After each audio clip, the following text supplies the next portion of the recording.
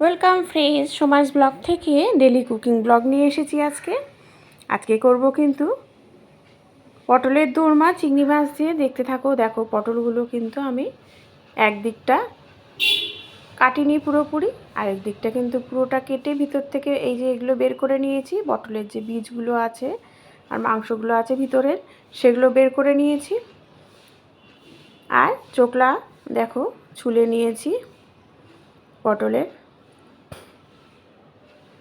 ঠিক এইভাবে বের করে নেবে, ভিতরটা যেন পুরোটাই ক্লিয়ার থাকে, তাহলে পুর ভরতেও সুবিধা হবে, খেতেও ভালো লাগবে।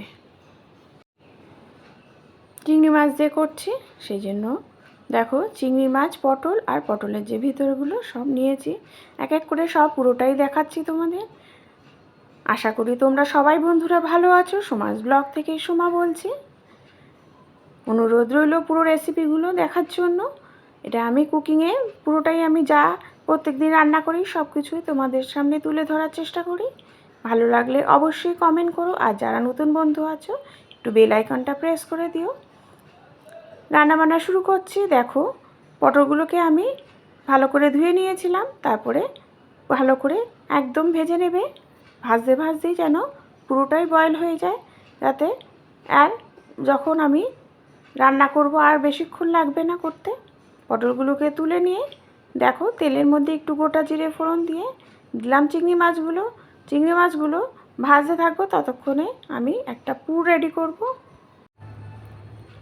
দেখো নিয়েছি হচ্ছে পটলের ভিতরের যেগুলো বীজগুলো ছিল আর মাংসগুলো, সেগুলো ভিতরের যেগুলো ক্লিয়ার করেছি সেইটা নিয়েছি টমেটো আর একটু পেঁয়াজ নিয়েছি। সেটাকে আমি কাঁচা লঙ্কা দিয়ে পেস্ট করে নেব। আর ওইটা হচ্ছে একটা পুর হিসাবে কাজ দেবে।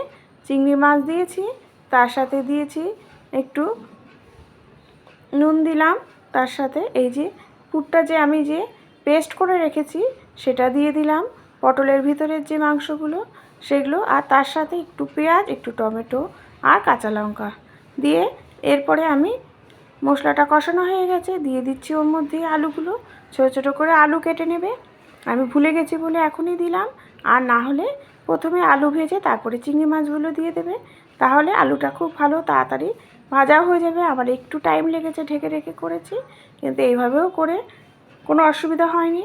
দিয়ে দিলাম নুন আর একটু হলুদ, ঢেকে ঢেকে একদম আলুগুলো যতক্ষণ না পুরোপুরি সেদ্ধ হচ্ছে ততক্ষণ কিন্তু ভাজতে হবে। তারপরে আমি যেটা পটলটা যে কাই করব সেই কাইটা রেডি করছি। নিয়েছি দেখো পেঁয়াজ, রসুন, আদা আর টমেটো, কাঁচা লঙ্কা, তার সাথে পোস্ত আর কাঁচা বাদাম, চালমগজ, তিল এই নিয়েছি। হচ্ছে যেটা আমি কাই বানাবো সেটা আমি রেডি করলাম। নিয়েছি আরেকবার বলছি, চালমগজ, তিল, পোস্ত আর তার সাথে হচ্ছে টমেটো, কাঁচা লঙ্কা, আদা আর রসুন, এই হচ্ছে পেস্ট করবে। এটা করতে করতে আমি মাছটা ভাজাও শুরু করে দিলাম, কারণ পটলটা ভাজার পরে আর পুরটা রেডি করার পরে কিন্তু একটু গরম থাকে, তাই করতে টাইম লাগে। সেই জন্য পুরটা ঠান্ডা হতে দিয়েছি। ততক্ষণে আমি মাছটা করে নিচ্ছি রান্না। মাছটা আমি ভেজে তুলে রেখে মাছের কালিয়া করব। মাছের কালিয়া কিন্তু সবাই আমরা জানি, পেঁয়াজ, আদা, রসুন, কাঁচা লঙ্কা পেস্ট করে গোটা জিরে ফোড়ন দিয়ে আমি কালিয়া বানাবো। দেখো পুরটা কিন্তু পুরো ঠান্ডা হয়ে গেছে, আর পটলগুলো ঠান্ডা হয়ে গেছে। পটলের ভিতরে পুরগুলো আমি ভরবো।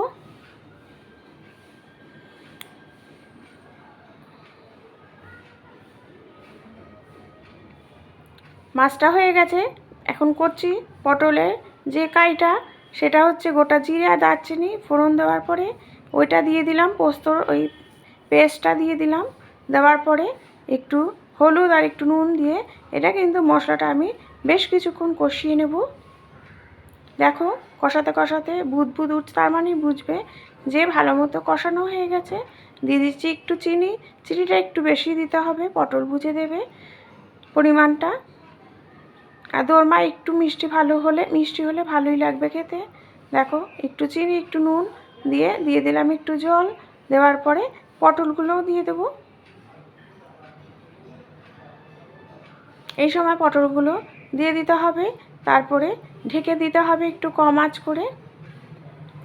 যেই ভালো করে যখন দেখবে সব ফুটে উঠেছে, দেখো মাছের কালিয়াটা কিন্তু পুরো রেডি। দেখো পুরো পটলের ইয়েটা যখন ফুটে উঠলো ঝোলটা, তখন কিন্তু আমি একটু ঘি দিয়ে আবার কিছুক্ষণ ঢেকে রাখবো।